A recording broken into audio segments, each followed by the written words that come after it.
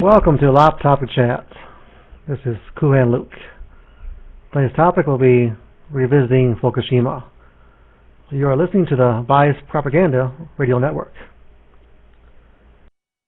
And March 11th, 2011 was the start of one of the worst nuclear disasters in human history.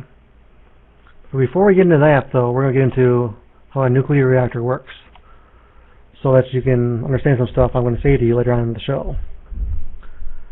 In the nuclear reactor, you obviously have the chamber, which is supposed to protect against radiation. You have the core, and above the core is usually the fuel rods and the control rods. The fuel rods are about pencil-sized, longer, usually, packed with little packets of either uranium-235 or plutonium-239. It's usually uranium, which is much safer, though. And uranium, of course, is radioactive, which means atoms are unstable, which means they bounce off each other and break apart, and neutrons are flying around. So keep that in mind. Now, as you lower the fuel rods into the chamber, you'll start a chain reaction. In order to control that chain reaction, you put more rods in, you have control rods. These control rods absorb the neutrons to keep it stable, a little more stable than it normally is, because it's not going out of control. Now, as more fuel rods are put in the chamber, you have a chain reaction, and that chain reaction causes energy, which causes heat.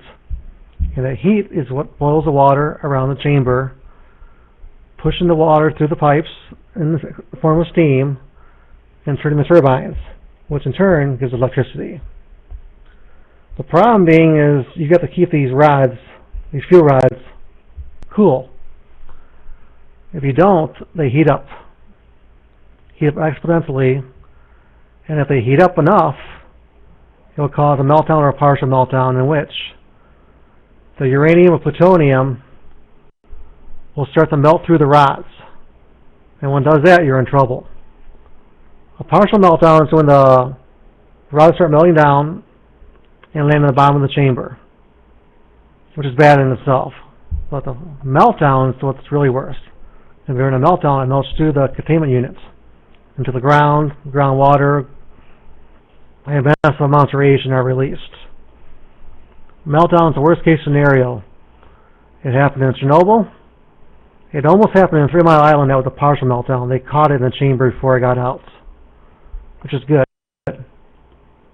And now you have Fukushima. 6 reactors, 4 of which are believed to have melted down, either partially or fully, which is being covered up by the Japanese government, and we'll get into that later in the show, obviously. So let's get into what happened, shall we? The worst nuclear disaster in modern human times. March 11th, 2011, there's a 9.0 earthquake in the ocean next to Japan.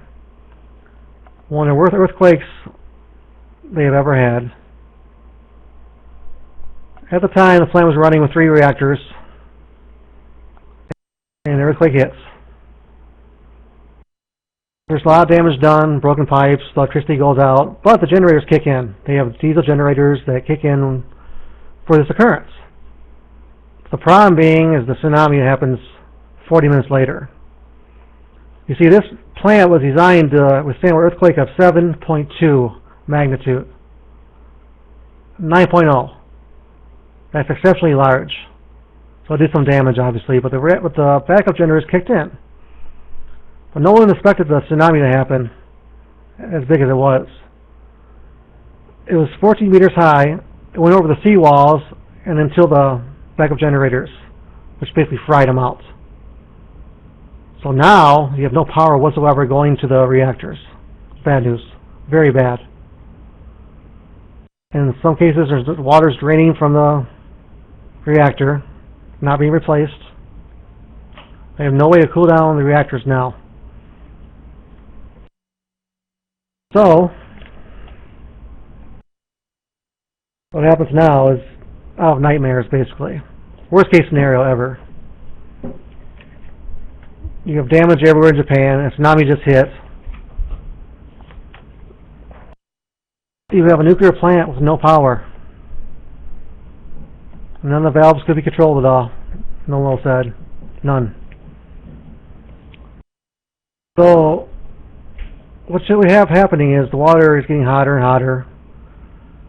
The fuel tubes are starting to get really hot. Some are breaking apart. And it's causing an unstable mixture of hydrogen in the plant. Hydrogen is very explosive. And only a matter of time, it gets to be too much. They try to vent them out, but there's too much in the building. And on the 12th, reactor core 1, the building 1, explodes. Hydrogen explosion. The world watches in horror. And then 2 days later, I pause at this because this is the worst one of all. It's reactor core number 3. It's not your normal reactor core. It's made of MOX. Yes, what is MOX? MOX is a combination of plutonium, one of the deadliest elements around, and of course, uranium. This unit explodes too from the hydrogen levels. There's a big plume. There's actually a big fireball that happens because of it. And now you have plutonium in the atmosphere. So what's so bad with plutonium? How's it worse than uranium? It produces gamma rays for one, and its half-life is 40,000 years. A very long time. We have one reactor blowing, another one blowing. It's probably a partial meltdown now. The rods are too hot. The uranium and the plutonium have melted through. It's on the floor of the reactor now. And some think it's gone through the core. It's a full meltdown. Japan says, oh, it's no big deal. We can handle this. The world's offering help, and they're refusing it. You know, it's pride, or they think they can handle it, stupidity, whatever, but they should have accepted the help at the time. Then on the 15th, reactor number 2 blows. Same thing. Too much hydrogen in the system. They can't get enough out at the time. It catches a spark and explodes. You have 3 reactors down now. So the message you have to come. You have reactor number unit 4, which is offline, but you have tons of fuel rods in the pool, in the storage area. And there's no cooling at all. There's no water being replaced. The water's getting hotter. You're not flushing it out at all. And there's some controversy about this one. Some say it caught on fire. Some say it didn't. But there's white smoke coming from it. So when there's smoke, there's fire usually, right? So that makes absolutely no sense at all. You got hundreds of these fuel rods in there. Hundreds.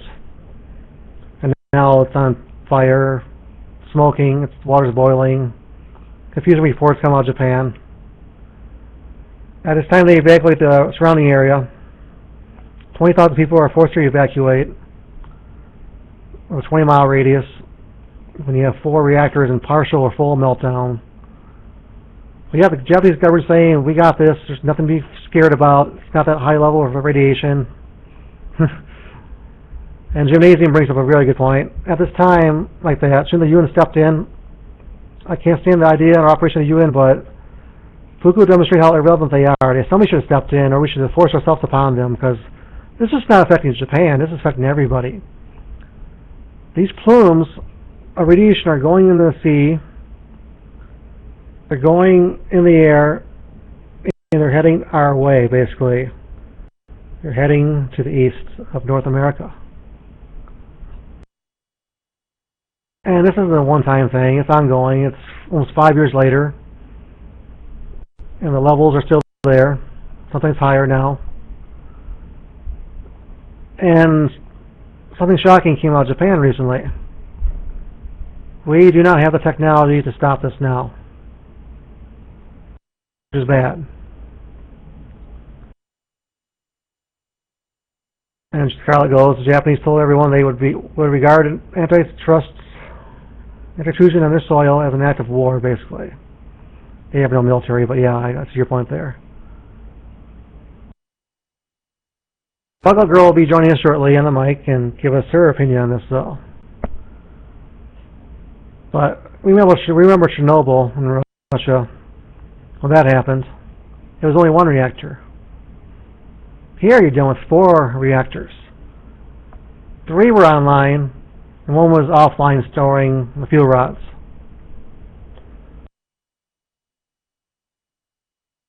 So you have a 9.0 earthquake, you have a tsunami, a bad tsunami, and you have 6 nuclear reactors on a fault zone, mind you, next to the ocean. Not really a bright idea to build one there, but with the Japanese, they get 60% of their power from nuclear power, basically. These are all boil-type reactors. They're not pressurized reactors. They're boil reactors. And they have backup systems, like you should. And they kicked on like they should. But the problem was, though, they were designed to handle a 9.0 earthquake. They were designed to handle a huge tsunami. That's where the problem sets in. And a few days later, they had no option but to pump seawater into the reactors to cool them down. So now you have corrosive salt water affecting the metal fuel rods and the metal core.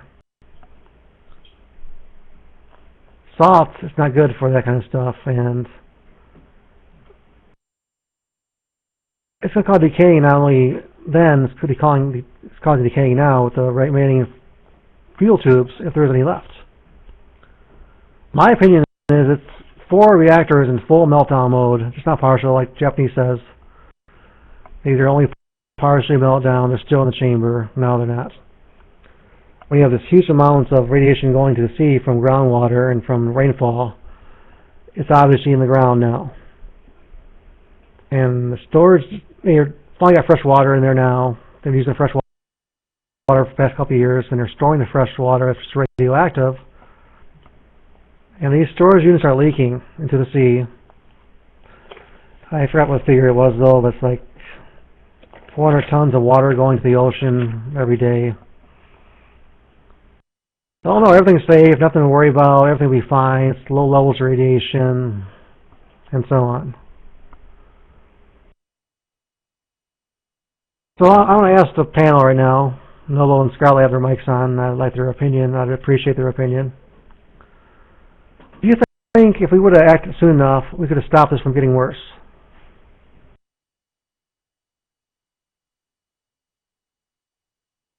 Could have stopped it from getting worse, because I'm really under the impression that those cores were in the ground within 48 hours. But I really think that we could have done something. I mean, we had the South Koreans who had piles of boron. Boron will act as it will suck up radiation. It'll suck up gamma. And they were offering it to send it to Japan so they could pour it in the reactors, mix it with water and pour it in, and they turned them down. You know, they were saying everybody offered help, and basically it's the Japanese mindset. It's their country and it's their business, and they will deal with their own mess. Unfortunately, their mess is now the problem of the whole Pacific.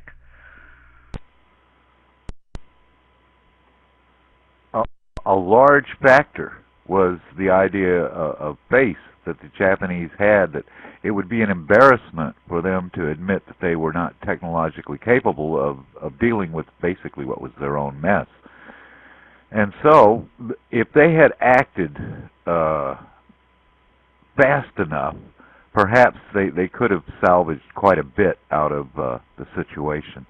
But as it was, the top level, whoever was in charge of this, and it seemed to be the company itself, TEPCO, refused to accept any advice or any help or even admit that the situation was as bad as it was. And the lack of information was also hampering any kind of efforts. Because if you couldn't get information, you really didn't know what to send them or what they needed, or so any delay in that kind of emergency it just compounds. So yeah, if there would have been something on the spot, a contingency plan for that sort of thing to happen, then it might not have been as bad as it was. Like, say for instance, the problem with the valves, the problem of losing power. isn't just, all the it's all the little infrastructure, all the little valves that have to open and close to shunt hot liquid this way and cool liquid that way. When that died, they didn't have enough batteries on hand. They didn't have enough batteries on hand, and the hard part about it is it's a specifically shaped battery. I guess has to go into some sort of container, and then you hook it up, and then it powers up. Well, Japanese, because they said there's nothing to worry about, there was quite a delay until it was too late for shipping these batteries, which was unfortunate because I think it was only maybe 10 to 15 and that, but a helicopter could have gone in and gotten there, but then they grounded all the helicopters because they didn't know what kind of radiation was.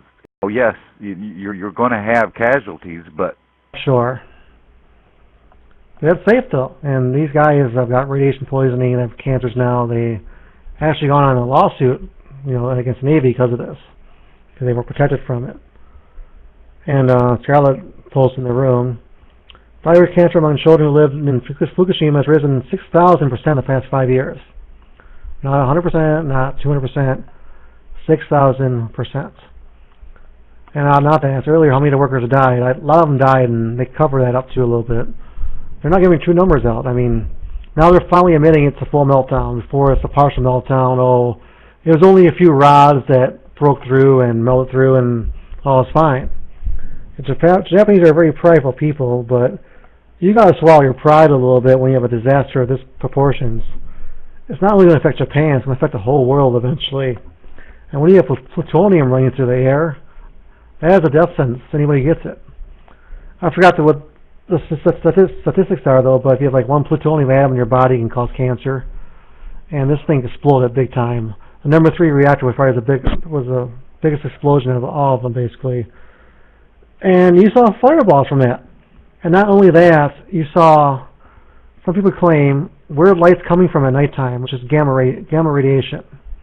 And gamma radiation is very deadly. Okay?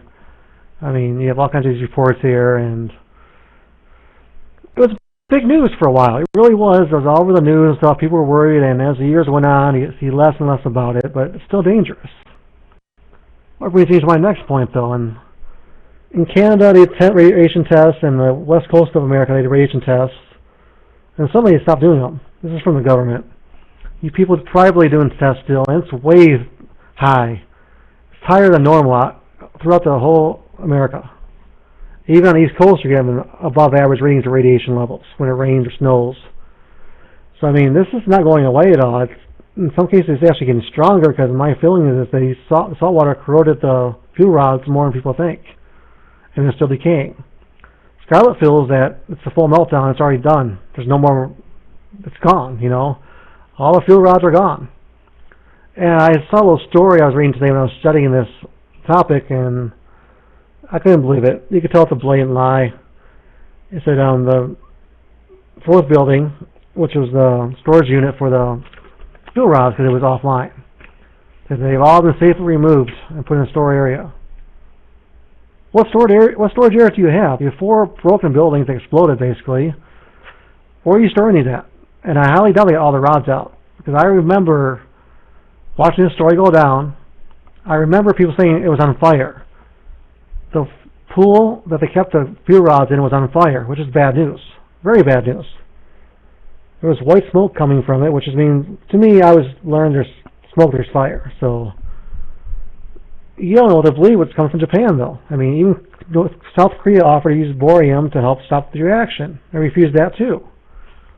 I mean, I think if they got some help right away, it could have slowed it down if not stopped it. Maybe. I don't know. But now you have 4 reactors, full meltdown. You had one in Chernobyl, look what happened there. There was radiation everywhere in Europe. There's still radiation in Europe. In the forest, and the animals. And they contain that with a sarcophagus. We'll try to anyways. I mean, it's not a sarcophagus. It's now failing a little bit over in Chernobyl. That's the story in itself, though. But they say it did something about theirs.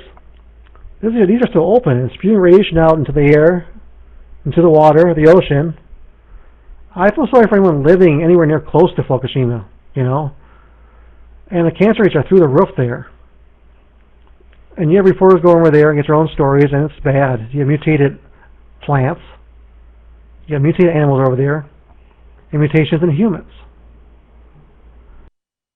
And then slowly you hear about mutations in the ocean up in Alaska, on the fish, and they're trying to downplay it. And now they're seeing mutations in animals on the West Coast, and higher than normal cancer rates on the West Coast. And you don't see any reports anymore about radiation levels on the West Coast because the government took those over. So I now turn over to my co-host, Bug-Out Girl, for her opinion on this subject. Very serious subject indeed. Bug-Out Girl, the mic is yours. Hey, basically I think that, there's obviously no going back, the damage is done, and I think we're pretty much screwed as far as the sea life. Hold on, let me turn my mic down.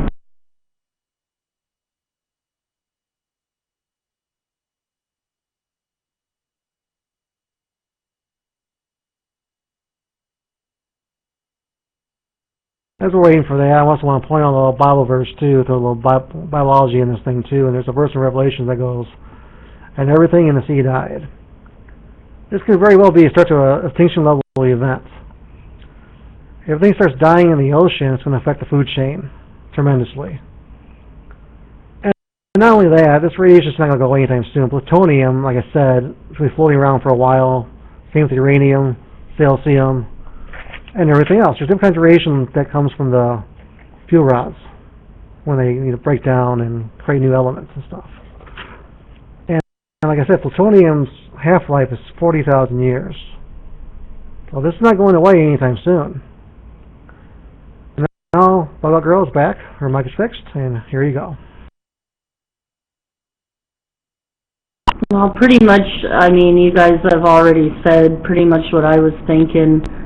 But like I was saying, my big concern is the sea life, not necessarily because I like to eat seafood, but I'm worried about the populations of the fish, of the corals, and all that stuff. I really don't want the ocean to die, and I feel like it is, and that it's more than likely just being covered up. And I really don't. It's hard to trust the information that we're getting. I don't really know what to believe, and I really don't trust that we have the full gist of what's actually going on out there. So yeah, it really worries me growing up on the West Coast and all that, but I don't know, I guess time will tell. I don't think that we're going to see any major issues soon, but I'm thinking maybe in 10, 20, 30 years, you start to see people born with, like one arm and that kind of shit. I think it takes a long time to see basically the results of a nuclear accident with radiation and all that stuff.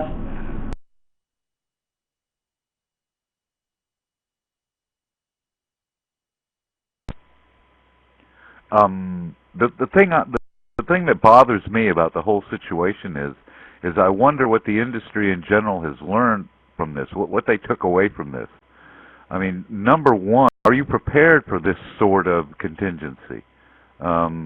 I heard from some people that were on some chiefs that were on the Reagan, and they went over to help the situation, and of course to pump cooling water in, they had to, the earthquakes had damaged a lot of the pipes and infrastructure, and when they came to couple some of their, they had extra equipment on the Reagan, and it was incompatible with what the Japanese had on their plant.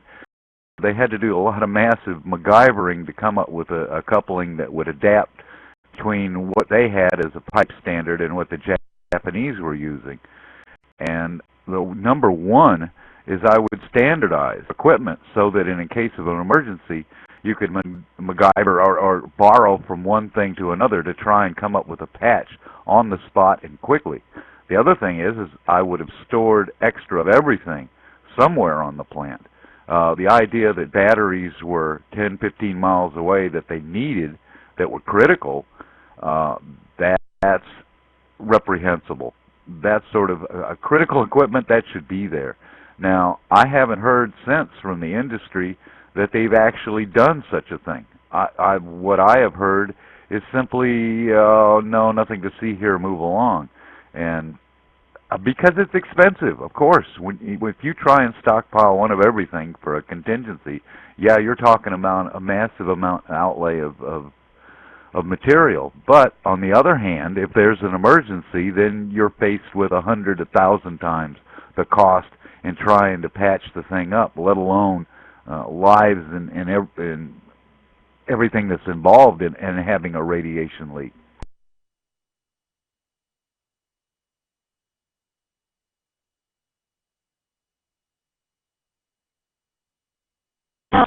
Here in Alaska have had whale beachings and deaths and birds dying so massive amounts that it would literally be knee-deep in some places. And there has been talk from around the world, not just in the areas around Fukushima, etc., from the coral being bleached. We don't really know if this is an effect from Fukushima, etc. What if our oceans are truly dying on account of this accident that they had? And I mean, where are we going to get our food? It's one of our main bases to our food chain. We lose the ocean, we lose ourselves. It's just like the honeybees. And it would be a scenario just like Soylent Green, the movie. It's kind of silly to use that as a reference, but it has bearing. It means a lot to our survival to have the oceans, to have the animals, to have that food chain continue. And with the rate of the things that are dying and washing up on shores, just it's astounding. And that was what I wanted to add. The whole thing doesn't, this is Nolo, the whole thing doesn't seem to be over either. It's being presented like, okay, they melted down and now we're dealing with a messy situation. But the problem with melting down is it's melting down. The process hasn't stopped. When these things, when they're that hot, they don't necessarily coagulate. I mean, we try and dump boron on it and glass and sand, and that'll kind of slow it down, but there hasn't been that sort of effort to do that. I mean, at least the Russians were smart and put a sand base underneath their reactor so that when a core did melt down, it hit the sand, it would fuse and turn to radioactive glass, which at least creeps a lot slower than just simply a core. And if you have this core and it's going to hit the water table sooner or later, then you're going to talk about a massive amount of radiation leaking into the ocean. I mean, they're already measuring, you know, for some things 100,000 times the rate that has been measured in the bay, and now it's increasing.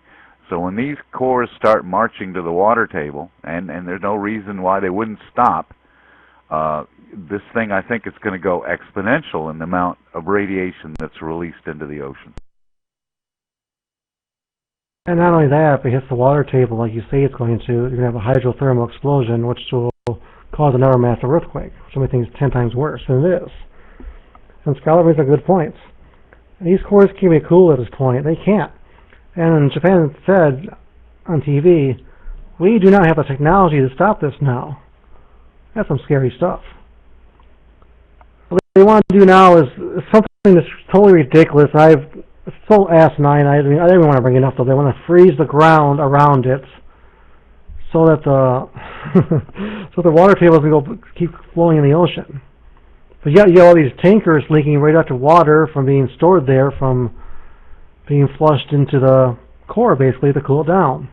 And they're storing this water in these leaky petroleum, these containers, whatever, and it makes no sense at all. I mean, oh, the China syndrome, Puss in Boots is saying, can the core melt in lava to the Earth's core? They say they can't, though, but we don't really know. That's the thing, we do not know how far they can go. And like Noble said, and these Russians had a sand, base below the reactors, which would slow down the meltdown. Here, you hit the core, it goes through the core and right to the ground. There's nothing else below there, which is kind of stupid. Like I said before, too, who builds 6 reactors on a fault zone next to the ocean? I don't get that. It makes no sense to me. I mean, they were designed to handle a 7.2 earthquake, and they got one of the biggest ones they ever had, a 9.0. It was not designed for that. Not at all. And the seawall was too low. Now, but the one thing, if it was a small earthquake and there's some damage, and they would have been fine because the backup generators kicked in like they were supposed to. They did what they're supposed to do, but when you have a tsunami coming across the seawall, it's game over. Shorts them out, destroys them, and you're left with no power. And that's the problem. And one other thing I want to bring up before I turn the mic over again is this radiation is in the air in high concentrated amounts. People fly in the air in planes. They're picking up this radiation as they fly. And as Bug Out Girl said, cancer rates are going to go through the roof in the next 10, 20 years, if not sooner, basically. It's not going to go away. The radiation is still pouring out, and in some tests it's getting stronger. This is not going to go away in 5, 10 years, 20 years, or even 100 years, or even 1,000 years. Half-life is 40,000 years for plutonium, the MOX-FU combination, which I don't know why they're doing. That's a deadly combination. Plutonium is one of the most deadliest isotopes on the planet. Gamma radiation, if you get an isotope in your body, you're good as dead, basically. And that's sad. And you're seeing these cancer rates in Japan going through the roof right now, and deformities. And as Scarlett said, a 4,000 increased cancer rates for children. Thyroid cancer. And thyroid cancer is almost impossible to heal, to fix. It's a death sentence.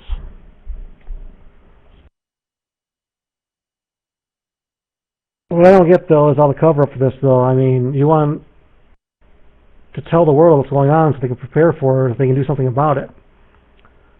And not only are they covering it up, so is the United States of America. They turned off their reading levels of radiation on the West Coast. They're not reporting it anymore. They should be giving iodine out to the flow, but they should be, giving preventive measures. They should be trying to cap the reactors if they can. I think it's too late, though, in the game, though. Over in Chernobyl, they got the dome over it. They contained it pretty much. I mean, they're going to repair the dome eventually, and that's going to be working itself, though. They tried something in Russia, though. Over in Japan, they just gave up, more or less, seems like. Or maybe if you ignore it, it'll go away, which is not going to go away. It's not going to go away for a freaking long time. So what do you do now? What's the game plan now? Is there anything they can do at all, Scarlett? Or are we totally screwed? Actually, I don't know. The physicists that do know say there's very little we can do. Because the substance, the core itself is now so hot that it may as well be a piece of the sun. We have, if you can imagine, it's easy to think, well, we'll just scoop it out with a big scoop and put it into something, and then we can deal with it. There is no scoop that will pick it up. It'll just melt right through. We have no substance that can take that kind of heat, and, I'm not sure what they can do about it. Yeah, even though people have kind of walked away from the Chernobyl thing, it hasn't ended either. It's still doing a meltdown. Now, it's slower, and they're doing what they can to come up with a solution. But their sarcophagus that they're putting on, they're going to have to keep renewing that thing over and over. The thing about radiation is it eats stuff. I mean, it's a misnomer to say it eats it. What it does is it breaks things down like it rapidly ages things. So concrete, steel, all those materials turn brittle and they crumble. They basically just fall apart. In fact, one of the Fukushima reactors was down because they were resheathing the chamber with steel. They were putting another coating of steel on it to, that you have to do that periodically with them. So the idea that this thing is melting down, there's not a whole lot. You get your super tunnel machine and put it under there and maybe put a catcher's mitt under it. Well, two problems with that is whatever you're going to catch it on, it may slow it down, but it's not going to stop it. It may buy you time to deal with it, come up with a technology that can deal with it.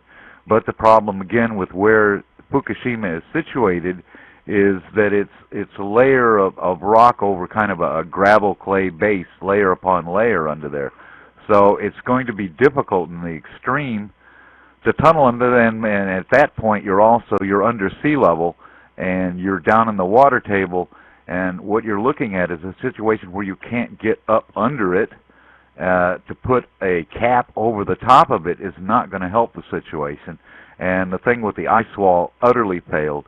They never could get it to quite freeze the amount of ground that they needed to freeze, and then the idea backfired anyway because the little that they did put in there captured the groundwater and the runoff from the mountains, I think to the west of it, and it actually made a basin, made the ground super saturated, and it's radioactive contaminated.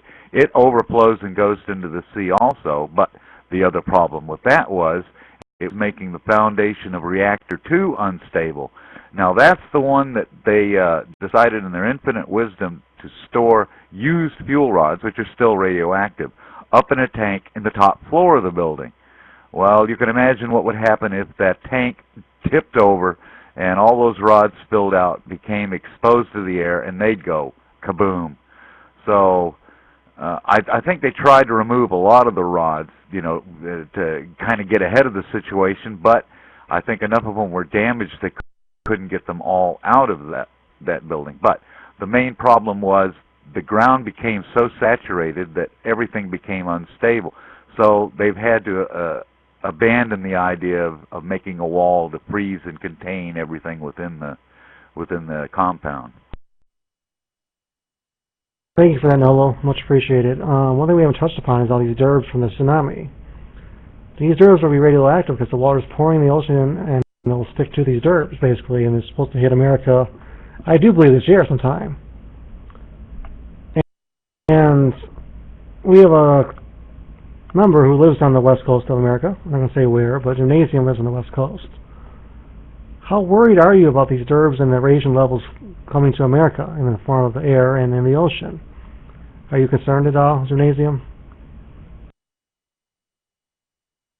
Not. I mean, I think I'm just as concerned as anybody else. The West Coast and the Pacific provides an enormous amount of food for a good portion of the world. So it affects the West Coast of the United States, but it affects, it's global because of the food that's extracted from that region, from, all the way down south. I know I spent a lot of time in Hawaii this last summer, and, there's a huge industry there that extracts all sorts of food for everyone out there and provides to Asia and so forth. So I think it's one of those things that is going to, as people pointed out earlier, it's going to affect all of us downstream. If not, it already is to an extent.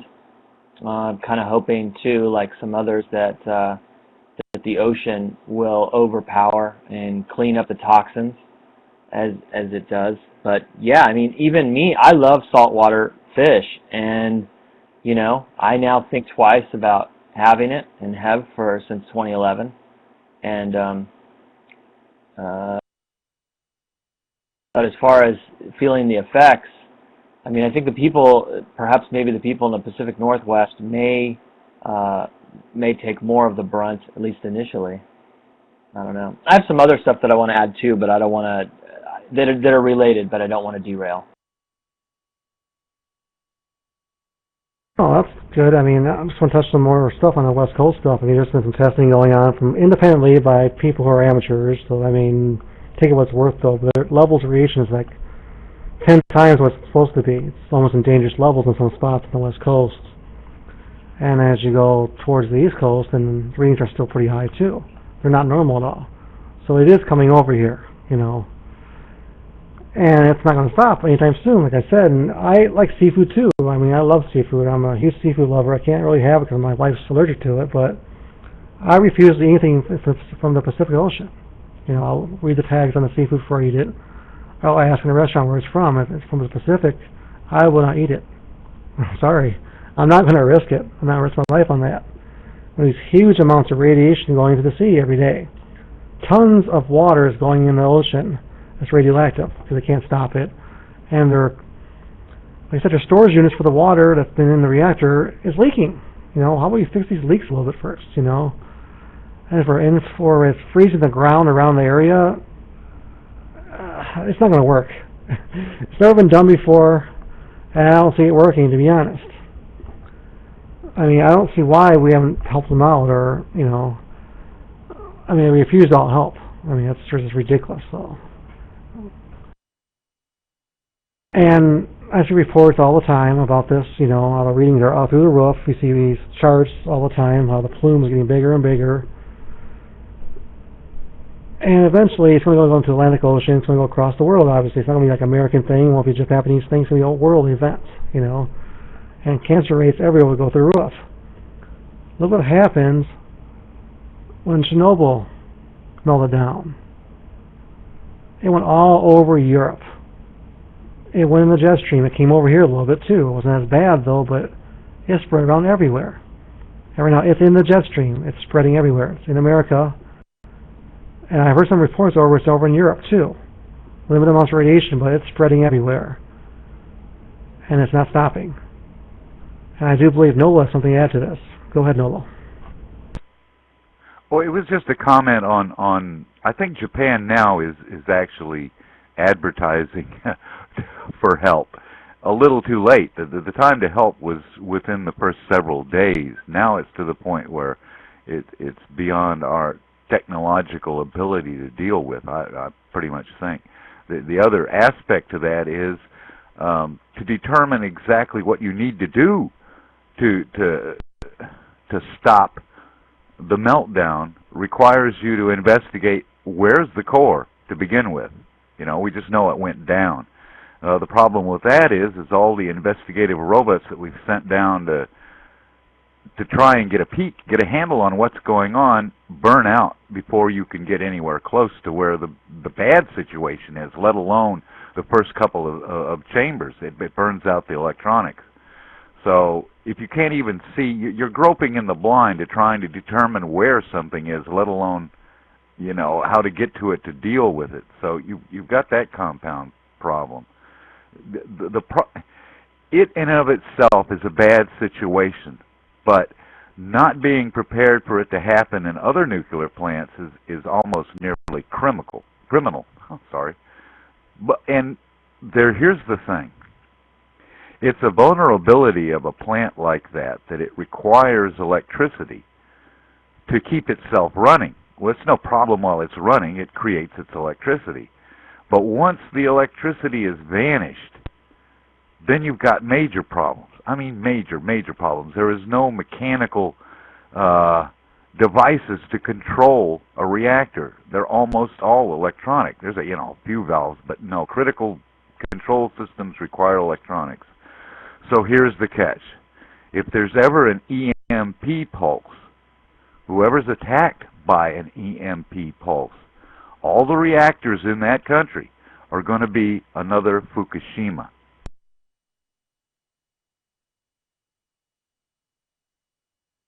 Something interesting I want to bring up right now. It's kind of off subject, but not really.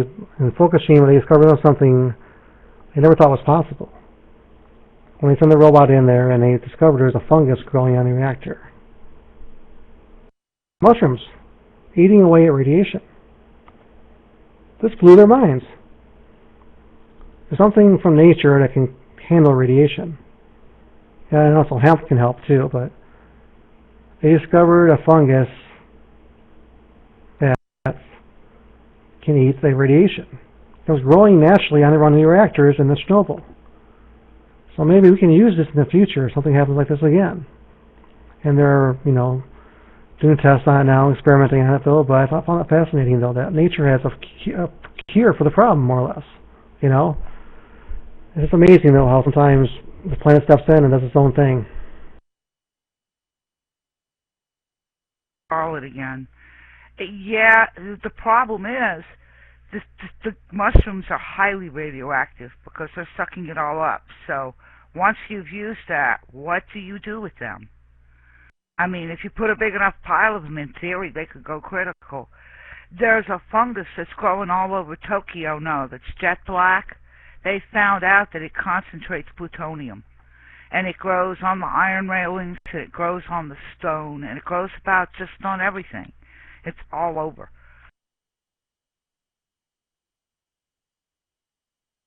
Well, I wanted to jump in on a little bit off of the mushroom topic into all of the possible folklore that went around the web when Fukushima went down. It was amazing. I remember exactly where I was. I was awake when the news broke. Oh, sorry. I was told to say my name. This is Gymnasium, reporting from Los Angeles. And so anyways, you're welcome. So I remember when it hit, I was awake. I was actually working and was watching all the news come in real time. And I remember there was somebody else with me, and we were streaming everything. We were trying to extract and find everything we could. And then just to see these videos coming out it was, breathtaking.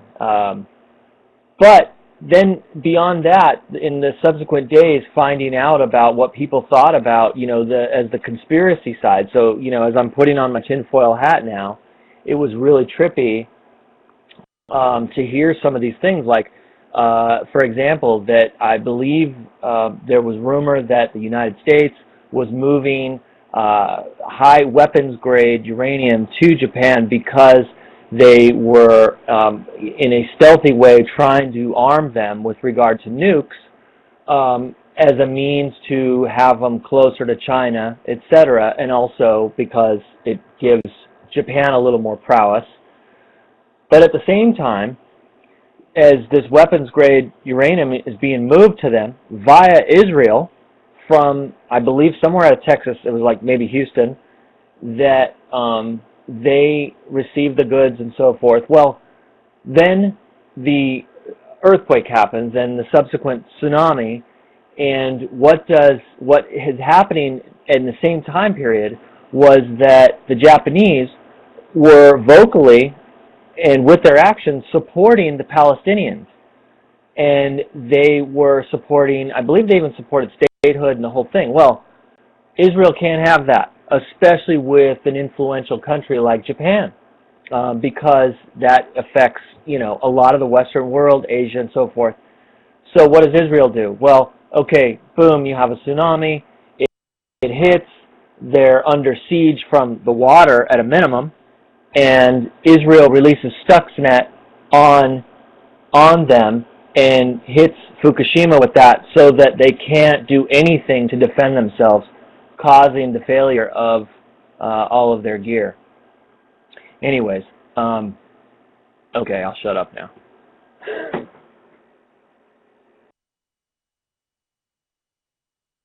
I get to go back to what what someone had brought up earlier about the air flights and people breathing in the radiation, etc. What if that's what was the cause of what happened with Alaska Airlines, where the stewardesses all had to call in quite frequently and pretty much stopped a lot of the flights, and they attributed it to the rashes were coming from the uniforms, which may very well be. However, I also wanted to bring up the recent high amounts of celebrity deaths. They are dying of cancers. They're dying of old age. I realize that that is a common thing, that happens. However, there has been a high rate of it. They're in California. They're in that zone of the radiation. And the people that are dying, the celebrities that are dying, are not being tested. They're old. They had cancer. They were already dying. So they're not going to be looked at. And I wonder if they would even try to think of looking for radiation, or what was the cause of their cancers to begin with. So it's just something else that we can look at. You know, the stewardesses, yeah, people fly in the air all the time. However, what if there is something that makes them very weak immune-wise and makes them susceptible to this? So that was my thoughts, and I wanted to add that. This is Puss in Boots. Thank you for listening to Bias Propaganda Radio. Thank you for that, Puss in Boots. Now it's time of the show where I bring the woo. As you all know, I bring the woo. So get ready, sit down, have a drink, and focus. Here comes the woo. As I was investigating this subject, preparing for the show like I normally do, 2 or 3 hours of preparing, I came across some woo. And the woo is, this tsunami, the earthquake, was caused by a nuclear bomb in the ocean. I'm like, what? This is almost too wooey for me. Almost. So why would they detonate a nuclear bomb causing a tsunami in Japan? And I thought back to my old days at another forum I won't mention, when I heard about population control, where the elite are trying to eliminate 90% of the planet. And we're getting to the point where we are getting overpopulated and the resources will start running out. And a good way for population control would be huge events, nuclear events, radiation going to the air, the water, killing off wildlife, food chain. But would you shoot yourself in your own foot, though? Because you know if it was a nuclear bomb that caused this, it's going to eventually affect America, the radiation. So if it was a nuclear device of some kind, was it from us? Maybe the Russians, the Chinese? So the woo part of this segment is we created this ourselves in order for population control. How believable is this theory, Gymnasium? Is it too wooey for you? No, nothing's too wooey. I'm completely open-minded, so I love to hear everything and every theory. I mean, the Japanese, you could have a few things going on, and definitely, I mean, the strategy as far as being able to really do some serious damage to them in a manner like that, I guess you could. You could be a country and flex your muscles. The Japanese are massively in debt. They had their huge crash back in the, the early 2000s or late 90s, and they never really had like a full-blown recovery. No one really has. But the point is they are massively in debt, and as we are in debt with them. And, you know, I think that were more people, the exotic weaponry, if that was exotic or not so exotic, the point is that people are going to try to solve their economic woes through warfare and through violence because that's all that they know.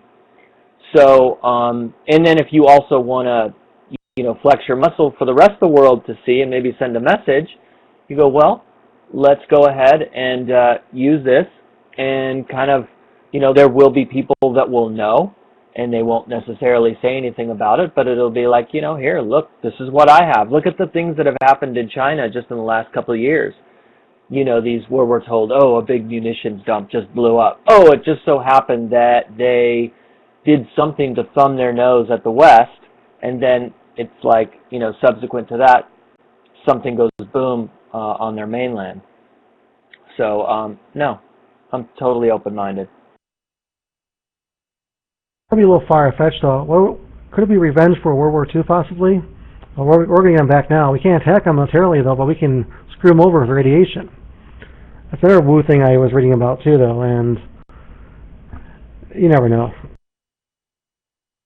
I think that it's not necessarily like a revenge thing for World War II, because effectively post-World War II, at least it seemed like it on paper, and what we saw is the Japanese, in many ways, became the United States subcontractor.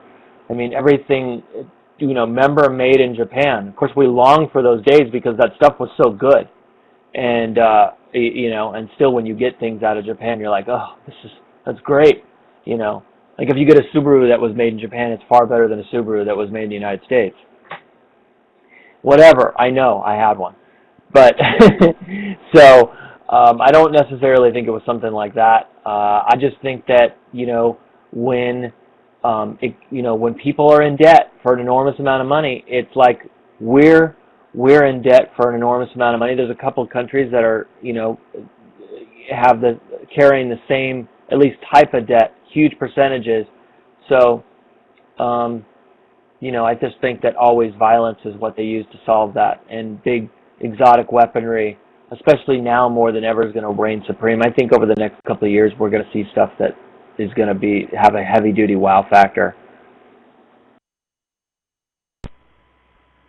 This is Nolo. Yep, this was taken serious as not just woo, but maybe a possibility. I mean, it was enough that it was investigated closely.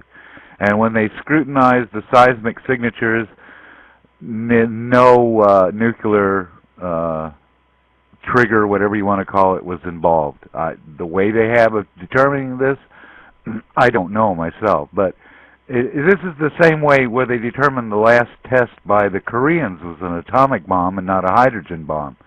It evidently has some sort of unique signature to it, and they've gotten the process down from all the other detonations and such, so they can tell when a nuke is going off and when it's not a nuke, and when it's evidently the distinctive nature of this. I think it was a strike slip fault, that it was in such a way that you would have had to have set off dozens and dozens of nukes to do it.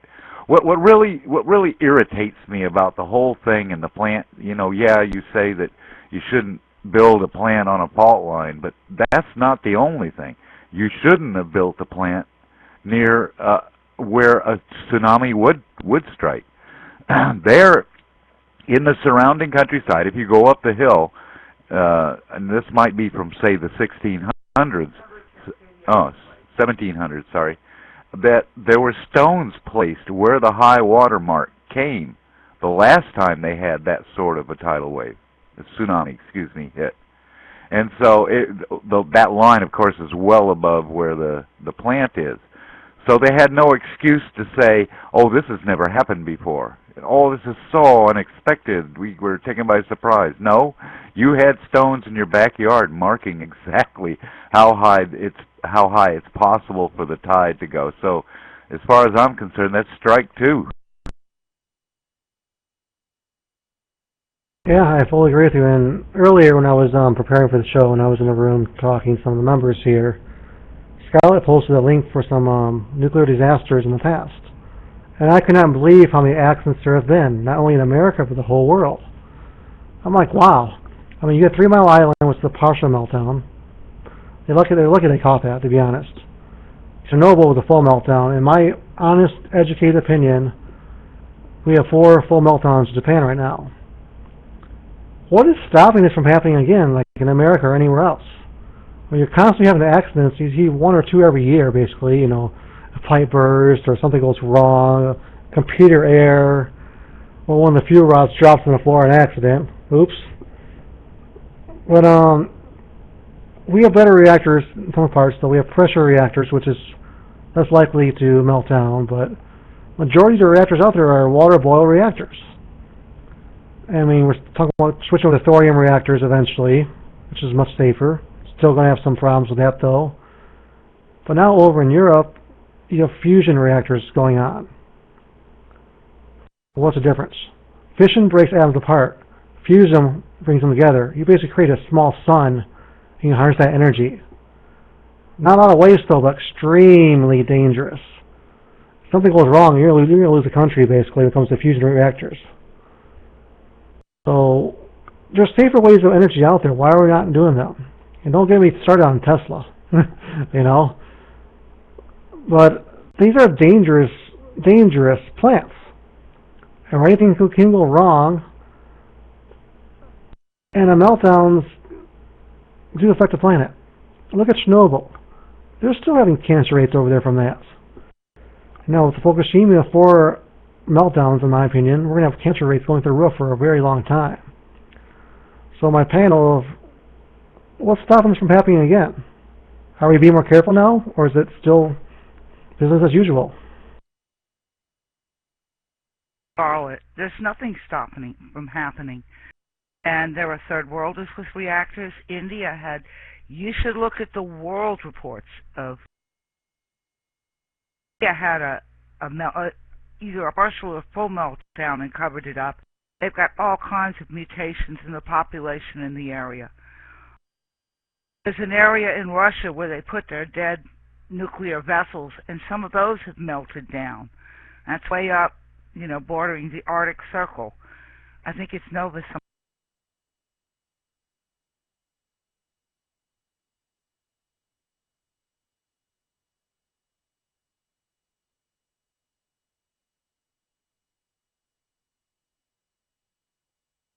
What do you think,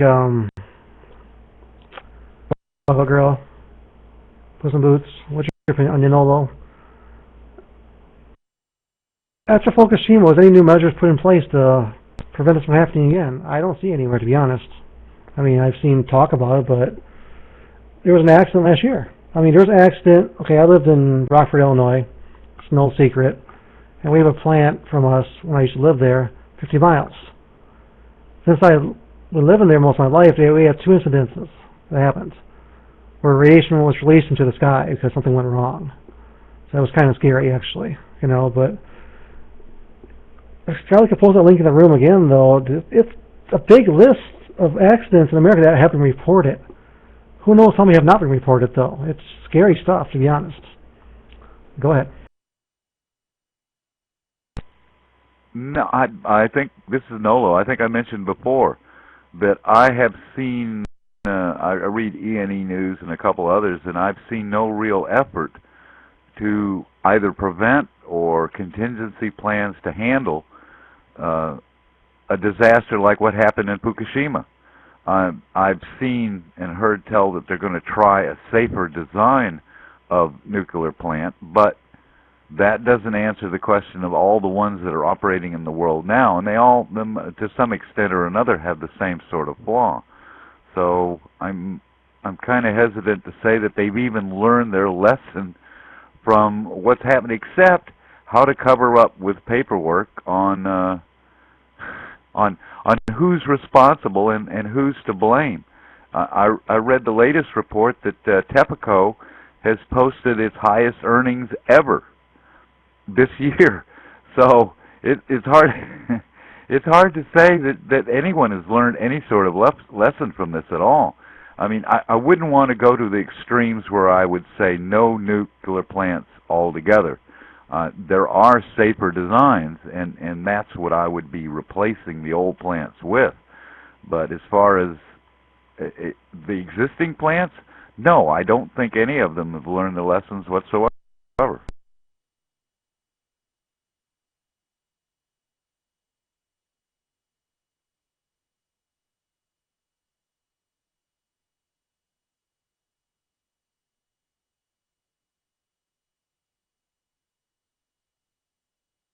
I can't even pronounce it. In Southern California, they have had a leak, and that has been ongoing, and why it's not been in the mainstream media, not very much at all, is kind of concerning. I mean, we have all of these plants, and the world knows what happened with Fukushima. They know, even though they're not talking about how bad it is, they know exactly what's going on. People talk about it.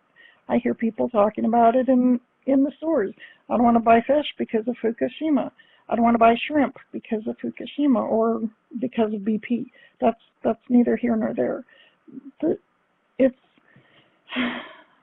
kind of depressing in a way that we, as a society, are covering up these accidents, or trying to lessen the impact of how devastating it truly is.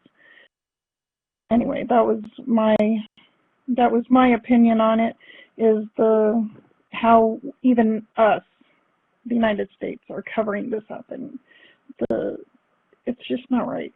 And I wanted to pass it on. I think this is endemic to the industry. I think this is the way that policy that was set a long time ago, cover up at all costs, and they're just keeping pace with what they originally set. When I worked at a radio station in Arkansas, I lived pretty close to a nuclear plant on the river, and one of my jobs at midnight shift was I had a panic button which activated everybody's disaster radio. Usually that's used for tornadoes, but it's also used if there was an emergency situation at the nuclear plant. Well, one night while I was sitting there, I suddenly got a lot of phone calls, and people were, panic in their voice, saying, "What's all the white vehicles heading towards the nuclear plant?" What? What? No, this is the first I heard of it. There's nothing on the teletype. There's nothing, I'm not getting a phone call. I'm eyeballing this switch thinking, should I push it or not? I get a phone call, and it's from the nuclear plant. And they said, there's been a minor situation. We'll be by with a memo you can read. Don't push the button. So I waited, and an hour or two later, a little station wagon pulled out. The guy threw me a sheet of paper, and it said, "There's been a low-level leak of radiation at the plant." And in fact, no, not radiation. They said there's some steam has been released from the plant. Nothing to worry about, nothing, and the situation is all under control. Well, actually, what happened in the next couple of days it had evidently been a leak, and no, they did not tell anyone. But if you went into the doctor's office for anything routine the month or the months after that, they would screen you so thoroughly it was obvious that they were looking for if you had absorbed any amount of radiation. So this is endemic with the industry, and no, I do not think a single thing has changed about their policy or how they handle the situation. Very good. One thing I didn't mention, I just thought of this too, and this has been going on for a while, just like the reactor problems. Nuclear submarines have been having full meltdowns in the ocean. You have probably at least 20 subs, if not more, on the bottom of the ocean where the core of the reactors melt down. So you have all that radiation from that. You have nuclear waste being dumped in the ocean all the time. Now you have this. I mean, everyone says all worried about the oceans being radioactive from Fukushima, but it already is in some spots. All the nuclear waste that's being dumped, it's not supposed to be anymore, but it is. And all the Russian subs, American subs, on the bottom of the ocean have gone full meltdown. I mean, this is dangerous stuff. I mean, it's a good source of energy, but it's very dangerous. And I will quote from a genius, Albert Einstein. It's a hell of a way to boil water. Scarlett, the mic's yours. Oh, I was just going to add on to Nolo's story that Bill Clinton was governor of Arkansas at the time this happened. He tried to get an inspector in that plant for a week, had to show up at the door with the National Guard to get in there. We never got all the story on it either, but as near I can tell, one of the workers had fallen into the pool.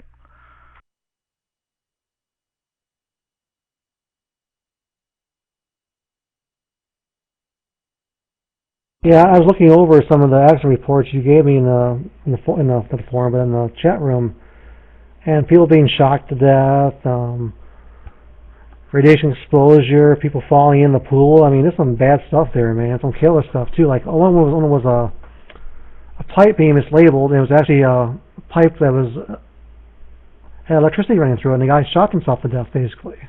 Not only do you have radiation problems. You have problems with, how can I say it any better than it is, though? You have people not doing their job right, mislabeling stuff, not making it safe, not having protectors around there. I mean, I'm sure there's been a few lawsuits, whether they paid them over under the table, though, but if you have something that dangerous, you better have some kind of backup plan. I mean, yeah, you have your generators and stuff, though, but you should have two kinds of cooling systems for these reactors. So if the water one fails, something else jumps in and takes over. If we don't need more meltdowns and more radiation coming in the environment. We got enough going on as it is. And there's no shortage of these reactors going to be built, and they want to build more of them in the future. Over in Europe, over in America. Now you have the new thorium reactors they want to be created. Yeah, they're a little bit safer, but problems can go wrong with those too. Like I said about over in Europe, they're testing out the new fusion reactors, the way of the future. So this isn't going to stop anytime soon, though, and there has to be more things to prevent this, or if something does happen, there has to be a course of action, and you can't refuse help from other countries if this happens. This is a worldwide problem, it's not your own country. And now it's too little too late. They are asking for help now a little bit. They should have help from day one. If they would have help from day one, maybe they could have stopped this from happening as bad as it did. But I mean, we all saw the pictures when it first happened. All these reactors are blowing one by one because all the hydrogen in them were catching on fire, and boom, 3 reactors that were working, the rest of them were shut down for repairs or for restocking the fuel rods. But you had a big pool over in reactor number 4, and that failed horribly. And then you have these people from the government of Russia lying about it. Oh, it never caught on fire, everything was good, it never boiled at all.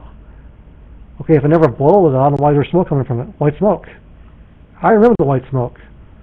I remember the flashes of lights coming from reactor number 3, which is gamma radiation. And there was nothing talked about that at all. Gamma radiation is deadly for humans and animals. Plutonium is a horrible thing. I mean, they use plutonium because it's more powerful than uranium. That's what they use to make nuclear weapons, plutonium. And you can use plutonium in reactors to get more output for them too, though, but it's very, very dangerous. If something goes wrong with plutonium, it's 40 times worse than uranium. Its half-life is the biggest half-life of any isotope.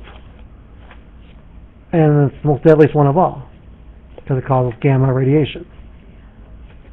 So I don't even know why they're using the MOX at all. I mean, that question was brought up by reporters too. Why are you using this stuff? It's very deadly. Yeah, you get a lot of power out of it, though, but it's not worth it. So if nuclear is not the way to go for the future for energy, then what is then? I mean, you keep with big oil. I mean, it's going to run out eventually if you believe that. But what energy sources can we switch to other than nuclear? No, if you were in charge of the planet, what energy sources would you use? I would invest a lot of research into geothermal. There's no no byproduct that I know of that would be hazardous. It may be expensive, but to tap the energy that's inherent in temperature differences, I think we ought to go that route. About Tesla technology.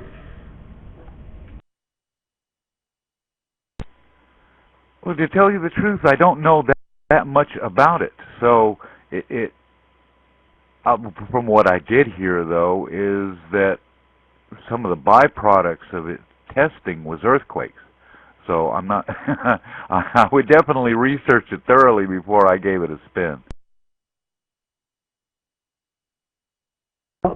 What's your opinion on thorium reactors? I mean, it's safer than nuclear, safer than fusion, but it still has its problems, though. What's your thoughts on the thorium reactors they want to build? This is Nolo again. I would find them acceptable. The contingency things for disasters going wrong seem to be a lot more controllable.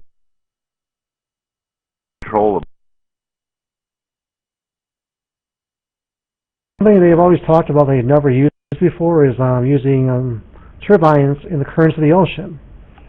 You can line the coastline with turbines and get tons of energy from that.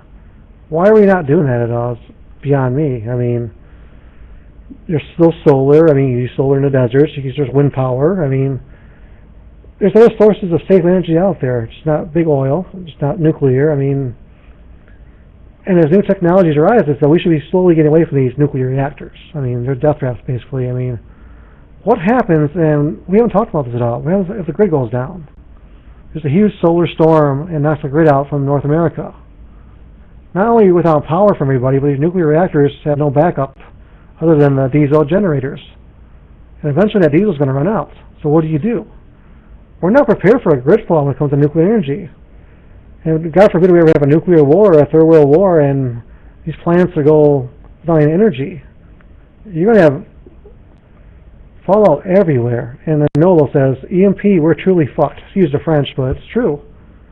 If we got an EMP bomb over America or over Russia and zaps everything else, those nuclear reactors will go in full meltdown mode. And your Fukushima events will be 1,000 times what it is now, everywhere. What do though? Is there any, I never read the handbook for it, I never had one though. What happens though when the grid goes down and you're running a nuclear plant? Is there a procedure? You know, that's the problem. I don't think there is one. I think the best they have is, like I said, a battery backup. But then that will only last just so long. Hopefully long enough to initiate a shutdown procedure. But by and large, if you're caught off guard and your operators, say on night shift, are not well trained, there's no avoiding a major disaster.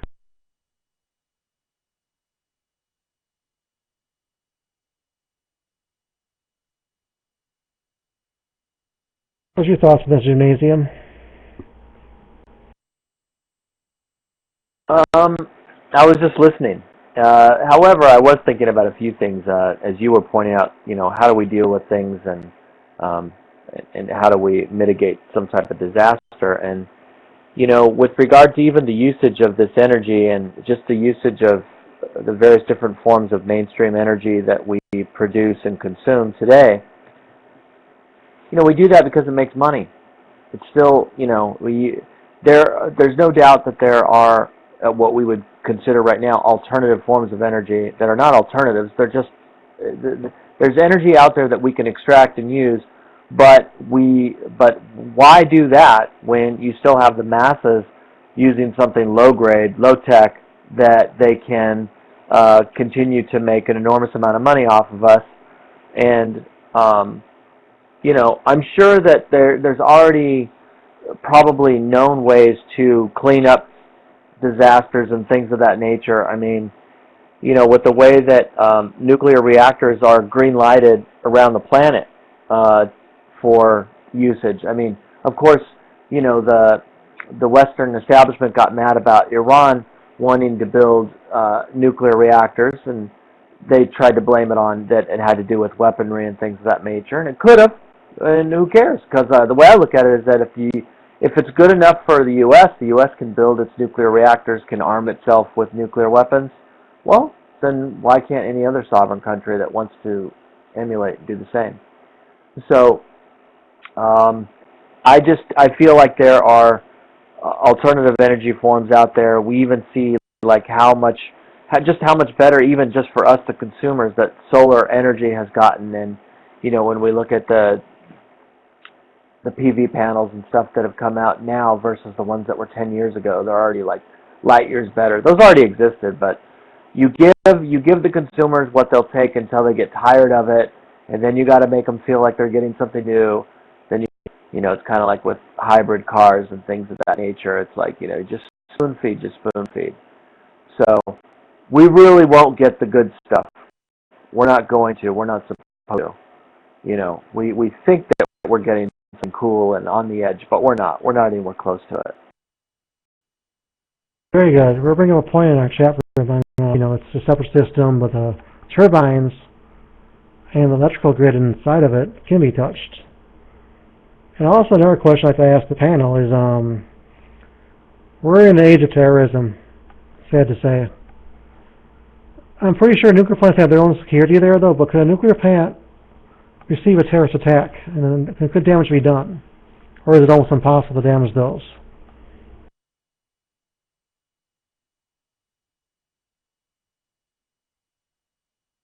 I'm sure they could do it.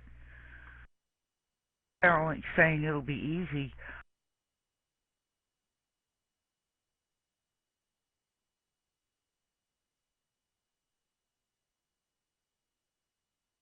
A target, and if they want to attack it, yes, they can.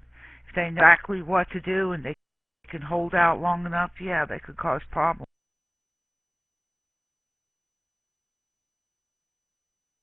Kind of scary stuff there, to be honest. I mean, not only you have worry about accidents happening, partial or full meltdowns, you worry about terrorism these days too in nuclear plants. And you've been listening to Propaganda, Vice Propaganda Radio. It's been a really good show. We've been talking about the worst nuclear disaster humanity's ever had. Fukushima, 4 nuclear reactors in full meltdown mode.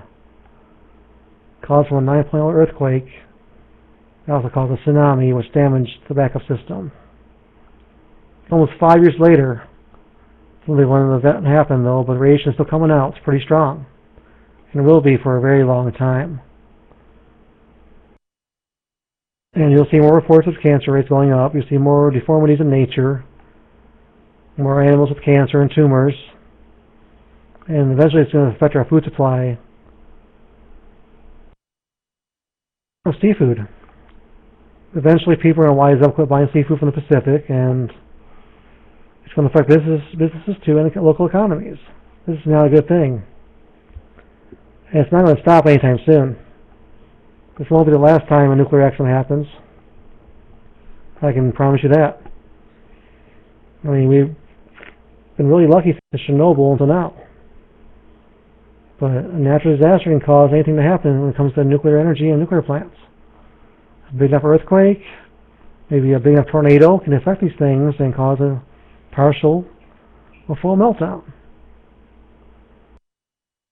As we enter the 5-year anniversary of this event, I think people should rise up to the governments and ask for more control of these nuclear plants, more safety measures, more backup plans, and eventually phase out of these dangerous plants to something more safer. Thorium reactors, perhaps more thermal energy, maybe turbines in the ocean with currents, or maybe some Tesla energy. But I do know one thing, though. It will happen again sometime in the future. Hopefully we'll be more prepared for it. You're listening to LOP Topic Chat. Fukushima Revisited. Our next show will be this Wednesday on the Mothman Prophecies. A very controversial, very scary topic. And a very real one, too. There's been books about it and movies about it. Thank you for listening to Bias Propaganda Radio. Coming to you live from LOP's Lunatic Outpost chat room. This is Kuhan Luke. Wishing you a good night.